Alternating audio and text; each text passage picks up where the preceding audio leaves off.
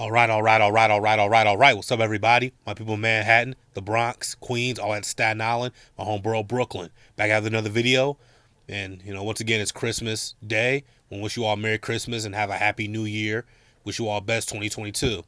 But today I'm going to be covering an all-time horror movie classic that's well known by hardcore horror movie fans, but it's not as well known as to casual fans as horror franchises such as A Nightmare on Elm Street, Friday the 13th, and Halloween. And it's a film called Black Christmas, a Canadian horror film that was released in 1974, the same year as another popular, well-known horror franchise, the Texas Chainsaw Massacre. Black Christmas, along with the Texas Chainsaw Massacre and Halloween, they're known for pioneering with the modern slasher genre.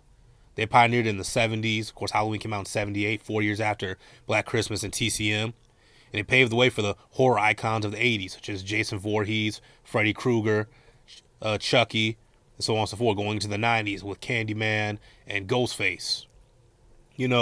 Black Christmas is, of course, extremely underrated. It's not as well received, mainly because one is Canadian, but also because the killer Billy. Now, of course, again, horror movie fans know Billy. They know the story of Black Christmas. They know Jess. They know Phil, Barb. We know, of course, John Saxon as the lieutenant in this film, but most people know him as the detective in Nightmare on Elm Street. But anyway, most people don't know what it is, but this is an all-time great horror classic. If you've never seen this movie, I highly recommend it. It's a great horror film. And if you look at some of the greatest horror movies of all time list by these websites, Black Christmas is normally in the top 10. And they rank Jess Bradford, the lady you just saw on the phone, as the greatest final girl in horror movie history. Do I agree with that? Honestly, no, but you can make a case. You made the case. Her, Laurie Strode, Sally, so on, from TCM, so on and so forth. But like I said, this is an all-time great film. Of course, it's about an unknown killer who the girls refer to as the Moaner, but he always repeats that, "My name's Billy. Agnes, it's me, Billy." So most people just call him Billy. He sneaks into the house during the Christmas party and kills the girls off one by one, giving them obscene phone calls and making all types of weird noises. "I'm gonna put my tongue in your pretty piggy cunt." Snoring like a pig, making all types of weird noises and shit. To one of the girls, Barb. Of course, that's Claire in the back, and that's Phil with the glasses. Barb, kind of cuss. I won't say curse him out, but tries to talk shit to him back, and Billy ends the phone call saying, "I'm gonna kill you." Click. You imagine that shit? Getting that type of call? This is a Barb right here smoking the cigarette. Of course, there's John Saxon. The girls report this, but the police officers don't take it seriously because they figure because it's a sorority house it might be a prank, yada yada yada. This, that, and the third. This film came out in 1974, I believe, after Roe v. Wade. So there's a lot of feminist undertones in this film. The Roe v. Wade, because the main character Jess wants to have an abortion. Of course, her boyfriend Peter is highly against that, as he should be. But a lot of feminist undertones to this. Of course, you see there's Billy. Agnes, it's me, Billy. Don't you tell them what we did, Agnes. Of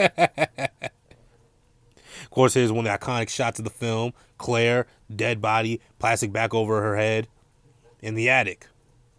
But once by these dumb bitches never decided to go look for her. But it's whatever. It's whatever. Claire's the first one to get killed off, and of course, then I believe the second one to get killed off was the sorority house mother. I believe her name was Mrs. Mack. She went upstairs looking for the house cat named Claude, and Billy rammed a hook into her and pulled her body up and killed her. Here's another iconic shot in the film. Billy standing over Claire's bed, or not Claire, but Barb's bed, grabbed her glass unicorn and said, "Agnes, it's me, Billy." And then as soon as Barb, I apologize. Barb woke up, Billy stabbed her as a group of children were singing over it. Kind of gives this an eerie, scary, spooky feel to it.